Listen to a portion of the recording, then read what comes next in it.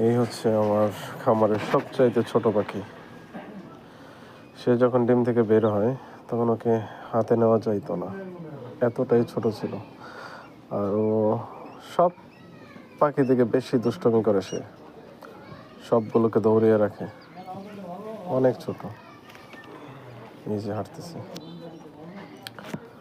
সবগুলো ভয়ে এক সাইডে চলে গেছে। সে গিয়ে প্রত্যেকটার মাঝখানে অবস্থান করে। ওকে অনেকটা বিশ্রয় পাওয়া যায় না, এত ছোট।